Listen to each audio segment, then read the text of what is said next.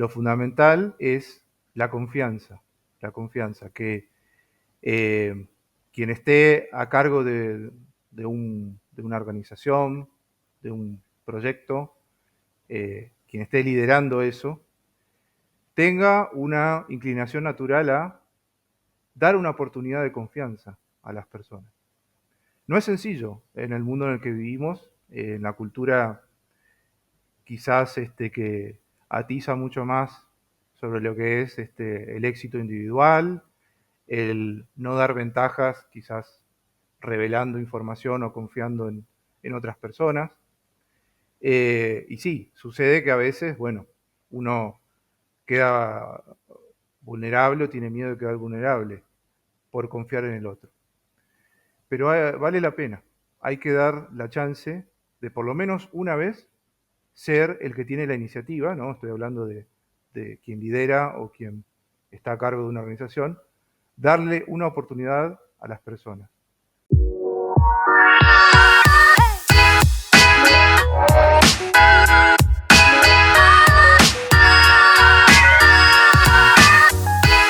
Hola, bienvenidos a este nuevo conversar y mi invitado el día de hoy es Alfonso Estrago, originario de Argentina, es docente e investigador en organizaciones horizontales. Conversamos sobre las prácticas más allá de la teoría de cómo se vive la autogestión en un salón de clases y cuál es el sentir de los jóvenes de 21 años ante la autogestión. Este es un gran conversar lleno de aprendizajes desde la mirada, desde la educación. Así que espero lo disfrutes como yo y te dejo con Alfonso. Hola Alfonso, bienvenido. Hola Pancho, muchas gracias, la verdad que un honor estar aquí en uno de tus podcasts que, bueno, ya son tantos y tan conocidos algunos, así que bueno, muchas gracias por invitarme. Muy bien, Alfonso, pues tú y yo nos conocimos en mi viaje muy reciente a la Argentina y estuvimos charlando y lo que me pareció espectacular es que pues estás en el mundo de la academia, como investigador, eres sociólogo, doctor en ciencias, Sí, sí. Bueno, sí, economista. si quieres un poco me presento también y de paso aclaro que soy economista de carrera de base, luego me fui especializando, haciendo posgrados, terminé con un PhD en lo que es management, o sea, la gestión. Eh, no siempre fui académico, debo decirlo, entonces siempre me interesó mucho ese puente entre la práctica, ¿no? La praxis y la teoría, porque bueno, siempre tuve también como una especie de predisposición de alma de profesor, digámoslo. Eh, Trabajé muchos años en una multinacional, de esas así bien top, world class que les dicen, donde, bueno, era todo muy lindo, había viajes y demás, pero se sentía, digamos, el rigor y hasta a veces por qué no decirlo, las miserias del paradigma naranja, como diría la Lux, ¿no? De resultado, resultado, resultado. Hasta que, bueno, tuve la oportunidad de dedicarme a lo que realmente me gusta. Y en ese sentido, bueno, yo me considero alguien que tiene como quizás una combinación interesante entre práctica, el mundo de la práctica, y la teoría que tiene la academia, que es verdad que muchas veces se queda mucho allí, ¿no? Encerrado como en lo que es el claustro, ¿no? Eh, por eso, bueno, además en paralelo, desde muy joven, en mis estudios de economía, siempre me interesé por formas alternativas de organizar el trabajo, ¿no? Ese trabajo con el cual las personas creamos riqueza. En un momento, bueno, estuve muy, digámoslo así, embelesado por el sistema de cooperativas, de las cooperativas de trabajo. Y mi modelo de referencia fue quizás muchos lo conocen, el caso de Mondragón, en el País Vasco Español, que hay ahí un conglomerado muy grande. Sin embargo, ¿sabes qué, Pancho? Me di cuenta con el correr del tiempo, ¿no? Que lo de cooperativas y lo de self-management u horizontalidad, lo llamo también yo a veces, no necesariamente son sinónimos. Este, Muchas veces tú tienes cooperativas que realmente no las distingues de otras organizaciones de funcionamiento más tradicional. Y quien me ayudó a ver eso es un invitado que tú tuviste hace algún tiempo, el amigo Coldo Sarachaga, que tuve el placer de conocer hace algunos años, y que él también fue interesante, ¿no? Porque hizo su recorrido en ese conglomerado de Mondragón, muy interesante, sigue siendo. Y bueno, por él entendí que esto del self-management va mucho más allá del tipo de organización que tú seas. Y bueno, comentando un poco más de mi avance en lo que es la vida académica, la academia, bueno, es muy estructurada y además, algo que no tiene y en lo cual yo creo que puedo dar un aporte, no tiene un currículo en donde se vean estos temas de self-management, uno más oficial, digámoslo así, que sea generalizado. Hay algunos cursos, algunos posgrados muy contados. Sin embargo, yo lo que creo que puedo aportar, y en eso estoy, es en decodificar la práctica. Tú mencionabas, ¿no? Recién, lo de, al final de todo, lo que realmente termina generando los cambios, los resultados, es la práctica. Eso es así. Y también la práctica es la inspiración de alguien que observa, trata de entender un fenómeno y trata de teorizarlo. Pero piensa que teorizar en realidad es una palabra que suena así muy abstracta y en realidad es crear una especie de narrativa, de cuento, con el cual tú lógicamente puedas explicar algo y tratar de hacerlo entendible a otras personas.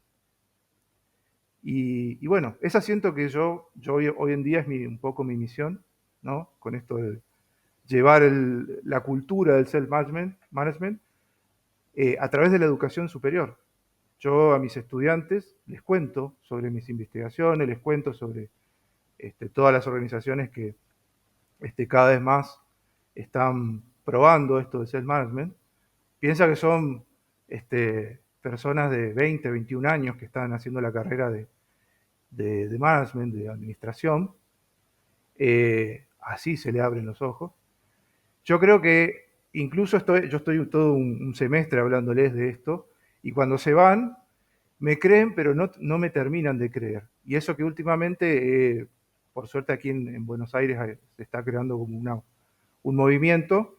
Entonces he invitado a empresas como Tempines, como Borintec, para que vengan y ellos mismos vean ejemplos de carne y hueso, digamos, de self-management y que funciona y que la verdad ofrece eh, la posibilidad de pensar en un mundo mejor en muchos sentidos, ¿no? Me podría poner a hablar y a dar una conferencia sobre eso, pero bueno, no quiero extenderme mucho. Pero es más que nada un resumen de cómo llegué hasta aquí, ¿no? Gracias, Alfonso. Y sobre todo este tema de la academia, la investigación, y me gustaría que profundicemos en este tema de lo que tú es y cómo ves tú la horizontalidad, o sea, esta parte de la gestión horizontal en el mundo real, ¿no? Eh, ¿qué es lo que observas y cuál es tu sentir de esto? Mira, como te decía, empecé por un estilo, llamémosle de organización, que son las cooperativas, en donde aún hoy en día, ¿no? A veces, bueno, yo tengo como debates con cooperativistas, ellos están convencidos de que para llegar al self-management, para llegar a la horizontalidad, tú debes entregar títulos de propiedad a todos los trabajadores, darles acciones, digamos, hacerlos propietarios. Bueno, eso es algo, una idea que en realidad viene desde hace mucho, no es nueva. Yo te diría que desde el mismísimo siglo XIX, ¿no? Ahí con el capitalismo, bueno, comenzaron otras ideas para democratizar un poco, ¿no? Lo que es la actividad económica. Pero como te contaba, ¿no? Y gracias a ejemplos que he visto, bueno, Coldo, que realmente es buenísima la experiencia que él tiene y que ha compartido a través de libros y conferencias. La horizontalidad no depende necesariamente de esta variante, llamémosle, de democratizar la propiedad. Puede ser un impulsor muy importante, no se niega, pero hay muchas maneras. Esta es una de las conclusiones a las que yo llegué, y un poco para responder tu pregunta. Existen como muchos niveles o alcances del self-management. No hay un solo o una sola manera de implementar y de recorrer el camino del self-management.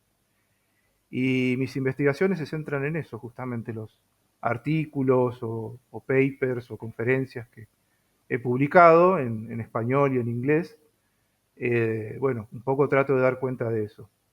Es como, a ver, para decirlo a un emprendedor o algún empresario que se interese, quiera probar esto, tú puedes decir, bueno, voy a probar determinadas maneras en donde, imagínate que alegóricamente te metes en la piscina del self-management. Primero te mojas los pies un poquito, ¿no? Luego hasta la rodilla y, bueno, si quieres parar por ahora ahí, paras ahí. O si no, bueno, puedes seguir hacia más profundidades. Pero quizás para muchos casos no sea lo conveniente lanzarte directo a la parte profunda porque, bueno, está el riesgo un poco de pasarla mal y hasta de ahogarte. Pero bueno, hay enfoques donde prefieren más una terapia directa y de shock, digamos. Alfonso, ¿qué tiene que ver o qué tiene que suceder para que de manera natural se logre a través de la sociología sobre de que estas prácticas sean de manera natural? ¿Qué tiene que surgir?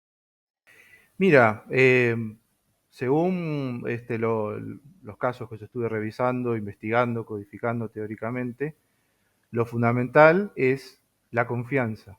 La confianza, que eh, quien esté a cargo de una organización, de un proyecto, quien esté liderando eso, tenga una inclinación natural a dar una oportunidad de confianza a las personas.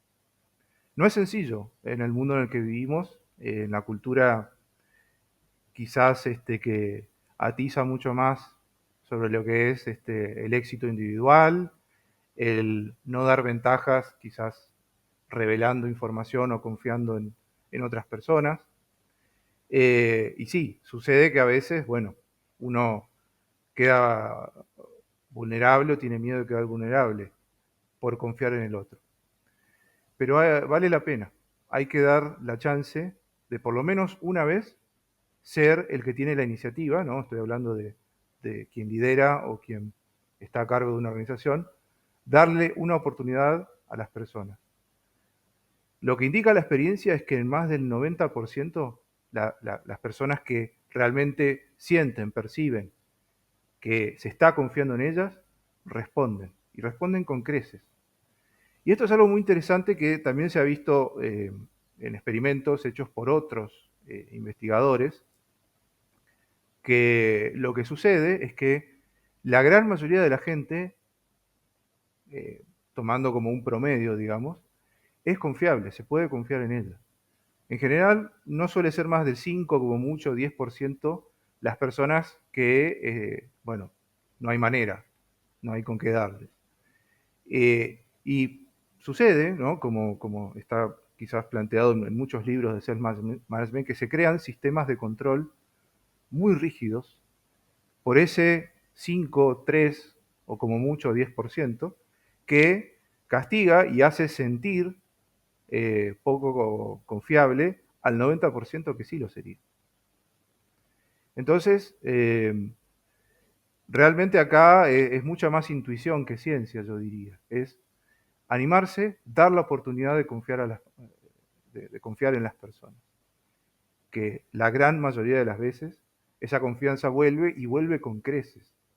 Y ahí es donde empieza el círculo virtuoso de personas que están en una organización, que sienten que su líder eh, confía en ellas y ellas se sienten tan reconfortadas que devuelven, quizás poniendo más esfuerzo del que se esperaría en un principio en un modelo más tradicional.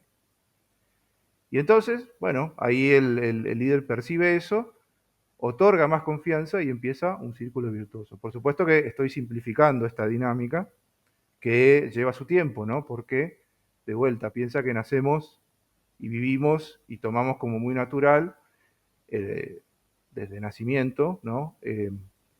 Esta cuestión de, bueno, acá básicamente esto es una lucha individual y bueno, no es sencillo. Lleva la práctica, dice, bueno, meses o quizás algún par de años hasta de a poco ir pasando por los diferentes estadios de dar y dar cada vez más confianza. Esto se relaciona con lo que te comentaba recién, ¿no? De primero, quizás cuando tú te sumerges en el self-management, bueno, vamos con algo tranquilo, después si eso funciona, lo vamos aumentando y aumentando y aumentando, hasta el nivel que, por supuesto, la persona a cargo de esa organización que la lidera se sienta cómodo, ¿sí? Básicamente ese es yo diría como el principio de la intuición nodal, la práctica fundamental, pasa por ahí. Luego, bueno, todo eso que yo te cuento que suena, quizás para quienes lo han practicado ya por mucho tiempo, suena bastante natural, esto de dar la oportunidad, confiar en las personas. Luego, claro que esto se puede establecer como diferentes modelos teóricos para tratar luego de explicar a los estudiantes por qué esto sí funciona, porque la intuición con la que vienen ellos, estoy hablando de estudiantes de carreras relacionadas con la economía, con la administración, con el management, la intuición con la que vienen es, bueno, básicamente que las personas en general no son confiables por naturaleza. Y en realidad es al revés. La gran mayoría sí lo son. Y hay que atreverse a comprobar eso. Creo que por ahí es el gran miedo de muchos que, bueno, miran con cierta simpatía el self-management, pero tienen como un resquemor. ¿Cuál es el verdadero miedo que sucede en las personas y en estos jóvenes universitarios que pues, se van a integrar a la vida normal, ya sea en Argentina o en cualquier parte del mundo? ¿Qué, qué se refleja en ellos, si es que lo hubiera? Y en él, sí, sí, se refleja en general bueno, una naturalización de que, por ejemplo, los líderes, los directivos, los jefes de una organización deben ocultar información o en todo caso ir revelándola en la medida de que sea estrictamente necesario y no mucho más allá. Porque si no, en general se cree esto, ¿no? De que entre tú más te abras, muestres cómo eres, muestres lo que sientes, muestres tus dudas, compartas cosas con los demás, más vulnerable eres. Esa es la concepción con la que se viene muchas veces a facultades como la de economía, y que claro, hace que todo el mundo esté como a la defensiva, cuando en realidad el hecho de abrirte, mostrarte a otros, ¿sí? No tiene que ser rápido y de una, ¿no? Pero estoy hablando como de una tendencia, hace que, bueno, exista o se cree empatía con los demás, como diciendo, mira, él tiene una duda parecida a la mía, o no lo había pensado de esa manera, y se va creando como una sinergia. Esta forma, justamente, esta narrativa que yo estoy justo usando ahora, es la que yo les voy comentando y al principio, por supuesto, me miran como diciendo, no, esto no es así.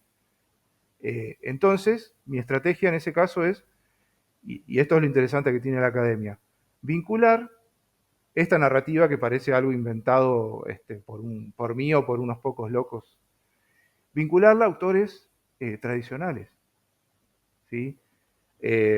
Voy a nombrar algunos que quizás quienes estén en las carreras de administración conozcan, que son muy conocidos como Henry Mitzberg o Peter Drucker.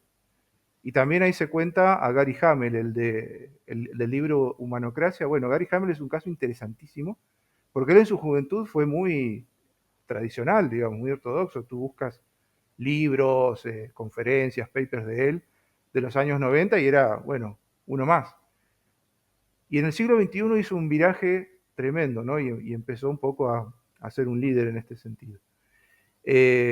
Y bueno, muchos de estos autores en realidad no es que siempre escriben en un mismo sentido, ellos también en sus escritos se ven como cambios, matices y demás. Entonces, yo me agarro de quizás capítulos en donde el autor está, no digo hablando a favor del self-management, pero deja una ventana abierta y digo, miren, él dice esto, entonces esto otro, hay que confiar en la gente, existe la posibilidad de hacer organizaciones que tengan self-management y que no mueran en el intento, más bien al contrario, que se potencien. Eso creo que es un poco el aporte que yo estoy tratando de hacer a este movimiento de la horizontalidad y el self-management, que es vincular la práctica y la teoría eh, con autores clásicos. Entonces, es una manera de tratar de generar credibilidad, justamente, confianza, decir, miren, lo que estoy diciendo está sustentado también en teoría de autores que ustedes tienen que leer. Es solamente animarse a confiar. Falta ese paso que no es teoría, es praxis pura, no es lanzarse a la piscina de alguna forma. Alfonso, y ahorita que comentas de los alumnos, ¿cómo tú das una clase autogestionada?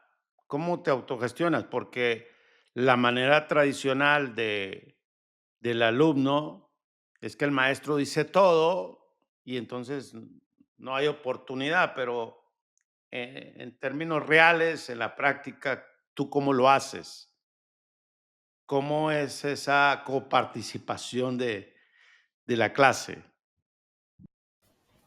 Bueno, es muy interesante tu pregunta, Pancho. Bueno, se mete un poquito en temas de estrategias pedagógicas que uno como docente tiene justamente en las aulas. Yo hago varias cosas saliendo de lo tradicional. Primero, por supuesto, meto el contenido de lo que es el management con muy poco de teoría. Básicamente lo que les hago estudiar son casos, que te comentaba, por ejemplo, que tenemos aquí en Argentina algunos muy interesantes. Eh, Tempines, que es una organización que hace mucho tiempo ya viene liderando el movimiento por aquí, ha publicado cierto material, entonces yo me tomé la libertad, por supuesto después lo validé con ellos, de crear un caso, un estudio de caso, que un estudio de caso es una forma que tienen las universidades de tratar de enseñar a los estudiantes, como diciendo, bueno, te cuento un caso de 4 o 5 páginas con una situación organizacional. Mira, hay problemas con este cliente, con estas ventas, con este directivo, digamos, que no está consiguiendo motivar a la gente y pasa esto y lo otro. ¿Tú cómo lo resolverías? Bueno, un caso así, pero en un ámbito horizontal. Ellos tienen que resolver esa situación en grupo. Lo que hacemos es una clase en donde hacemos lo que se llama una puesta en común, en donde cada grupo va tirando ideas, yo las voy anotando en el pizarrón y después entre todos vamos decidiendo eh, las mejores ideas. No siempre queda muy claro cuál es la mejor, hay grises, entonces ahí yo dejo que cada grupo responda como le parece, siempre y cuando la fundamentación que den en la entrega, bueno, tenga una cierta lógica con todo el contenido que se dio en el curso. Y resulta realmente muy autogestionado.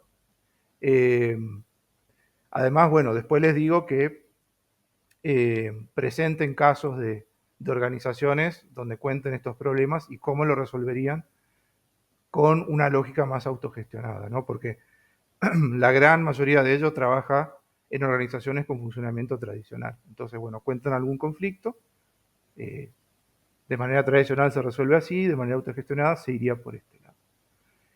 Eh, y bueno, después otra de las cosas que hago es en los exámenes pueden traer una hoja con anotaciones, que aquí en Argentina le decimos un machete. Tuve estudiantes de intercambio de España que me decían, no, eso es una chuleta, lo llaman chuleta ellos. Pero yo le digo, acá, mira, viva el machete, la chuleta. Ustedes pueden traer una hoja 4 con las anotaciones que quieran. Yo no voy a tomar cosas de memoria. Yo les voy a hacer relacionar, razonar. Quiero saber ustedes qué opinan, no que repitan a tal autor.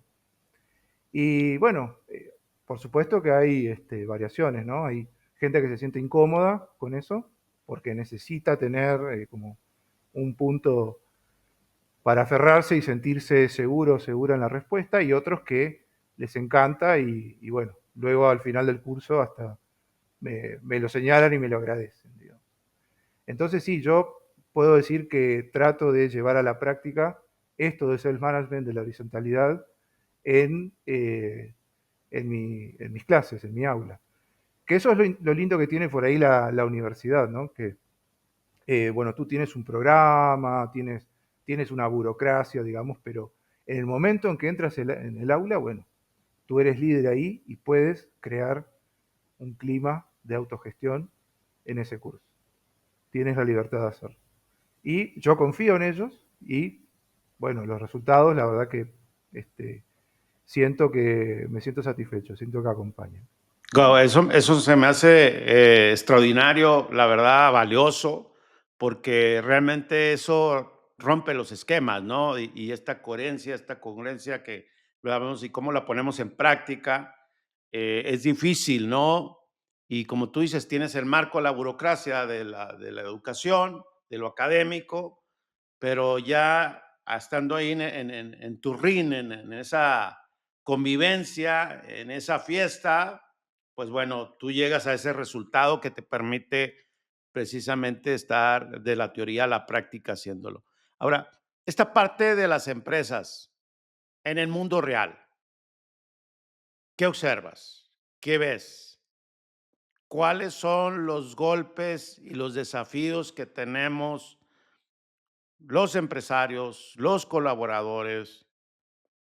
¿Cuál es la realidad de esto más allá de un matiz gris? O sea, ¿qué es lo blanco y qué es lo negro? O si hay también gris, porque en el mundo real, yo lo vivo, ayer lo pongo casos que me pasan en empresa, que estoy muy ausente, me encuentro con desmotivación, esta parte de las ventas, si no van bien, o la toma de decisiones, cómo se están prolongando.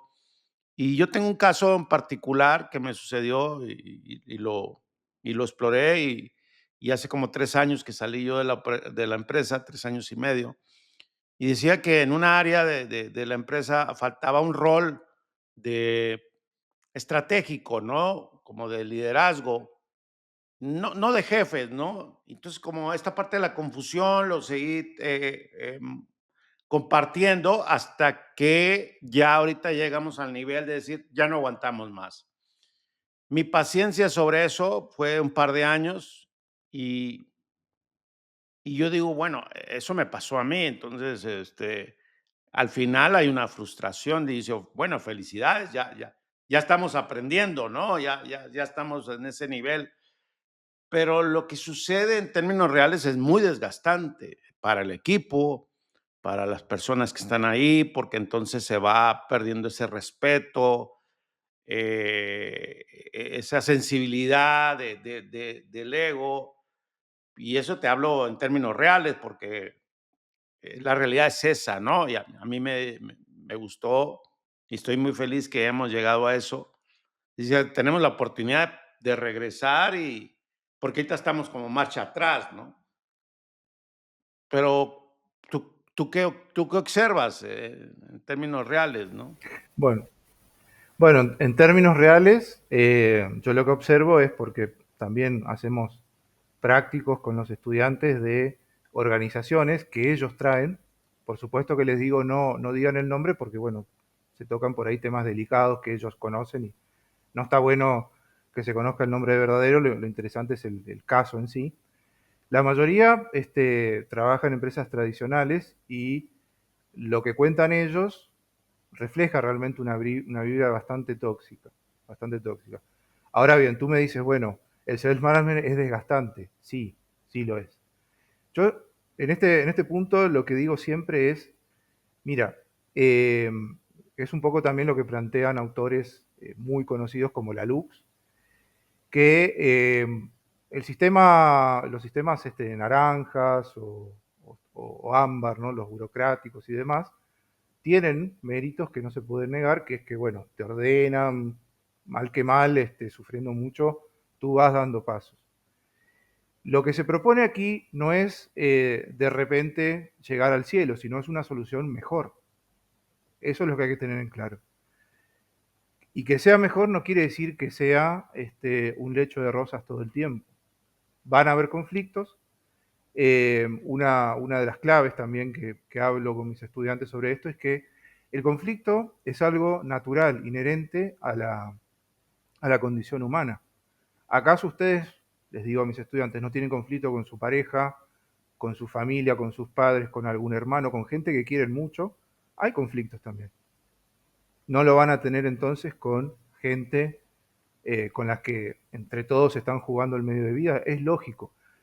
La clave ahí es que ese conflicto no se descontrole, no se vuelva destructivo, sino que se pueda de alguna forma llevarlo hacia canales constructivos y que generen quizás una síntesis. Ahí viene, por ejemplo, y eso me da pie, ¿no? Estoy de a ratos, discúlpame, ¿no? Como en el medio de una clase, pero ahí les hablo de, por ejemplo, esta idea de decidir por consentimiento, no por una mayoría democrática clásica, digamos, sino buscar aquel punto en donde nadie tenga una objeción fuerte. Y eso lleva tiempo, es un aprendizaje, es un poco cambiar la cultura de imposición que muchas veces tenemos y con la cual, bueno, actuamos en el mundo, eh, por una en donde se busque mucho más la colaboración y los consensos en el sentido de consentimiento. Porque en todas las decisiones siempre va a haber alguien que hubiese preferido algo, alguna otra cosa, iba a parecer más óptima. Pero bueno, está en este aprendizaje y acá es donde ya se vuelve un arte. Mi experiencia me indica que la ciencia, bueno, tiene sus límites también. Te puede ayudar en ciertas cosas, a ordenarte y demás, pero luego es como en el, no sé, en el fútbol. La decisión en ese momento, en ese segundo, de por dónde ir, en qué jugada hacer, la tiene que tomar un jugador y también el equipo. Así que bueno, yo te diría que en todo caso hay que valorar el aprendizaje tenido, por más que haya tenido quizás un trasfondo un poco amargo, y decir, bueno, piensa que si tú te regresas a lo anterior, desde mi punto de vista es muy difícil, es como que tú quieras borrar lo vivido y eso no va a pasar. Pero lo anterior también tiene todos esos problemas de egos, de, bueno, por ahí rigideces, temas de personas, bueno, que por ahí les cuesta visualizar esto del interés común y demás. Eso también está muy presente en los paradigmas ámbar y naranja, y el sistema los potencia, los potencia. Y eso, como te digo, yo lo escucho en los casos que mis estudiantes presentan de los lugares donde trabajan. Realmente a veces es increíble. Eh, no sé, te cuento uno solo que a mí me impactó porque decía, ¿hasta dónde se puede llegar? ¿No? Era una empresa muy exitosa de aquí de Argentina, que en la industria metalmecánica, que le vende a la principal petrolera YPF de aquí. Eh, Económicamente le va muy bien, pero culturalmente la gente está destruida realmente. Porque, fíjate, por ejemplo, una de las prácticas es, tiene un estacionamiento que no es un rectángulo, sino que es como un camino que va entrando a lo largo, a lo largo, a lo largo hasta llegar a la oficina central, ¿no? Y la gente se pelea por el primer lugar del estacionamiento, porque así el jefe ve quién es el que llegó primero. Entonces tú ves gente peleándose con sus automóviles a las 6:30, 7 de la mañana para estacionarlo primero. Entonces el criterio es presencia física. ¿Qué tanta presencia física tú tienes en la empresa? No qué resultados logras. Y bueno, si esa es la punta del iceberg de la cultura de esa organización, no me quiero imaginar lo que debe ser el día a día. Y te repito, es una empresa exitosa, que factura y gana, pero ¿a costa de qué? Se pregunta uno, ¿no? Entonces, bueno, hay que, sí, digamos, criticar lo que hay que criticar de manera constructiva, tratar de mejorar, pero piensa que volver a lo anterior también puede tener sus costos. Esa es un poco la reflexión que puedo dar en base a mi experiencia, habiendo trabajado también con una multinacional, ¿no? Porque también eso te ayuda mucho a haber visto cómo es. Eh, Creo que te da un buen balance entre teoría y praxis. Ya. Me ha llamado mucho la atención el hecho del movimiento de Argentina, ¿no? Este movimiento horizontal. Visité 6 empresas, pero he entrevistado a 15 personas en la Argentina. ¿Es un fenómeno? ¿Es una necesidad? ¿Es el cambio de la Argentina? ¿Qué es? Y es un poco de todo. Creo que nosotros mismos todavía estamos tratando de entenderlo. Aquí, bueno, la Argentina siempre tuvo una cultura muy directa, ¿no? Y muy rebelde también, en algún sentido. Si bien tiene un fuerte componente de tradición, respeto a la autoridad y demás, al mismo tiempo, muchas veces de manera subterránea, hay como un espíritu contestatario, digámoslo así, que por ejemplo muchas veces se ha canalizado a través de sindicatos muy combativos y demás, que dio lugares a movimientos políticos, ¿no? Que tienen su base allí y demás, que son mundialmente conocidos y demás. Eh, y bueno, en ese sentido se ha creado como un pequeño hub en general lo han empezado, por un lado, trabajadores, si quieres, por el lado de las cooperativas, ¿no? Que han recuperado empresas en quiebra y demás. Eso fue un movimiento hace unos 20 años muy importante. Pero, como te decía, el hecho de que el trabajador se vuelva propietario no te va a llevar necesariamente al self-management ni a la horizontalidad. Incluso puede volverse a lo mismo de siempre, ¿no? Y ser más complicado el, el, la experiencia. Entonces, luego de eso, que quizás fue una inspiración, como decir, mira, tú puedes, el sistema no es algo fijo que siempre fue así. Aquí somos actores y podemos cambiar esto. Y la posta últimamente le han tomado una parte de los programadores de software, ingenieros en sistemas, que en general, bueno, más jóvenes, ¿no? Que también son muy desestructurados, eh, no solo en Argentina, sino a nivel mundial. Y aquí en Argentina hay un movimiento también de buenas empresas de software. Son los que han tomado la posta aquí hasta ahora. Eh, pero no hay que pensar que esto es algo que está creciendo exponencialmente todavía. Se está chocando todavía y es como una selva muy espesa por la que hay que abrir camino. El tema de, bueno, el bagaje cultural con el que nacemos. Que eso, de vuelta, lleva su tiempo y por eso yo me veo un poco aportando desde el lado de la educación, porque ¿cómo cambias tú la cultura? Con la práctica y también la educación ayuda muchas veces en ese sentido. Entonces yo me veo como en esa trinchera, digamos, si quieres ponerlo en términos metafóricos, en esta batalla cultural que tenemos que dar para que el self-management y la horizontalidad sean más aceptables, la gente confíe en ello. Va a llevar su tiempo, yo sé que esto es para largo, pero bueno, por eso te decía al comienzo que lo que tú haces con estos podcasts es muy valioso, estás aportando, digamos, en en ese emprendimiento. Así que bueno, por eso también muy contento de estar aquí. Gracias, Alfonso. Y me gustaría ir como cerrando este conversar y nosotros tuvimos un intercambio, mi equipo de trabajo, con la empresa de Martín Boristenko. Me corrige si digo mal el apellido. Borisenko. Borisenko. Y tuvimos un bonito encuentro de intercambio.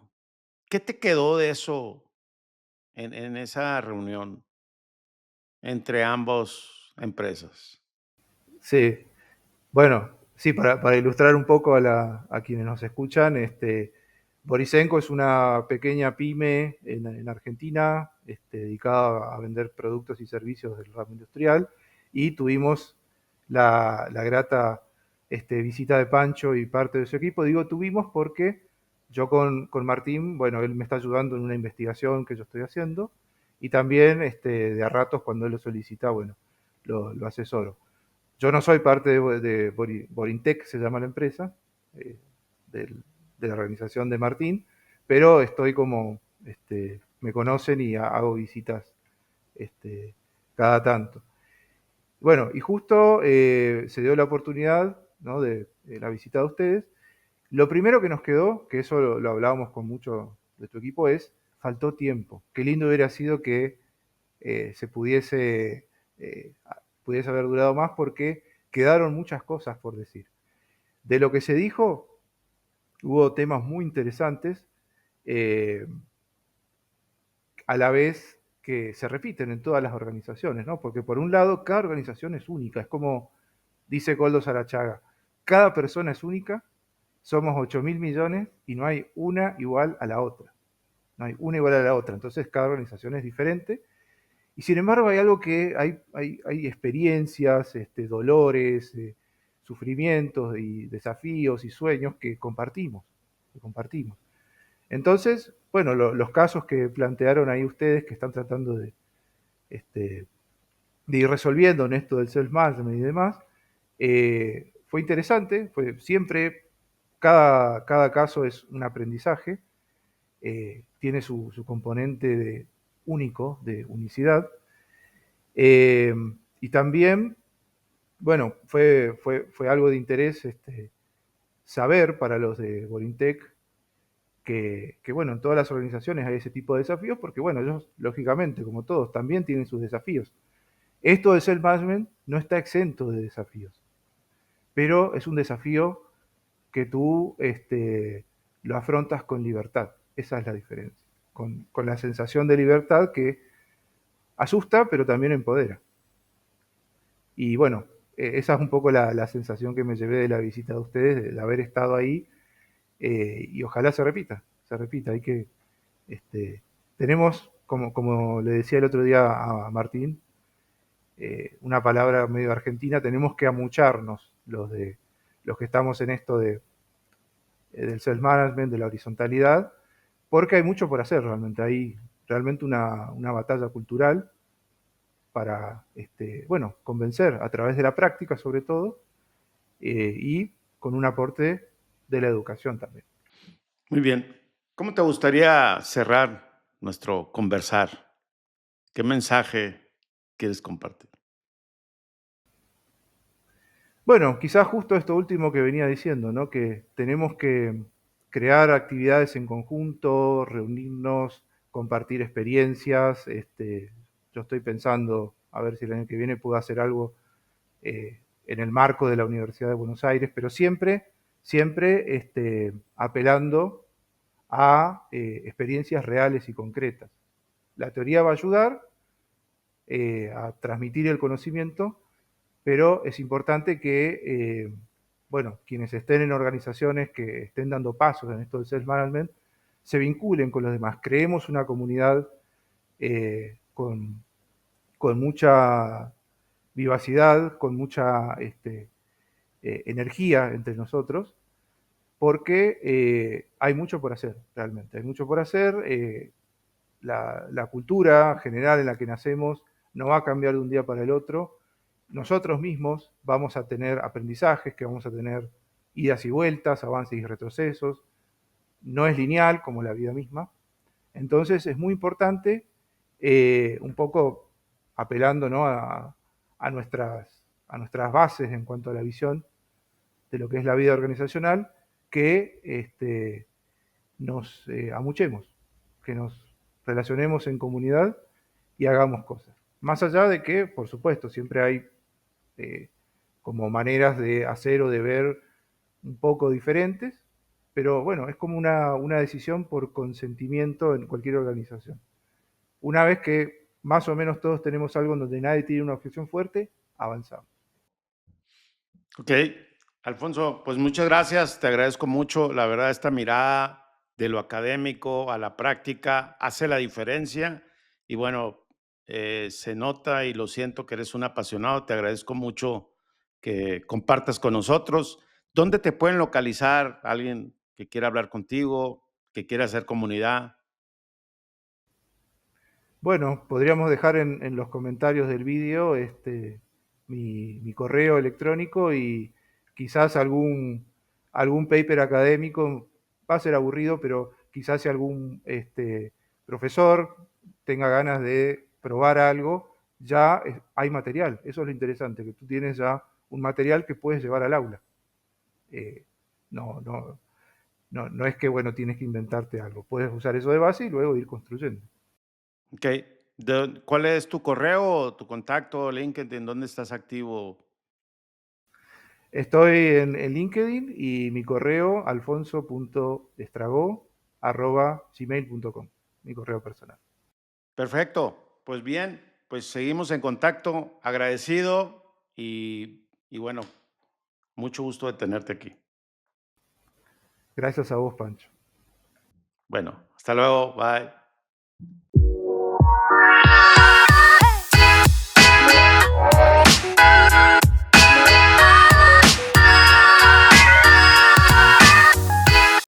Si te gustó este conversar, compártelo en tus redes sociales o por WhatsApp y compárteme tu aprendizaje.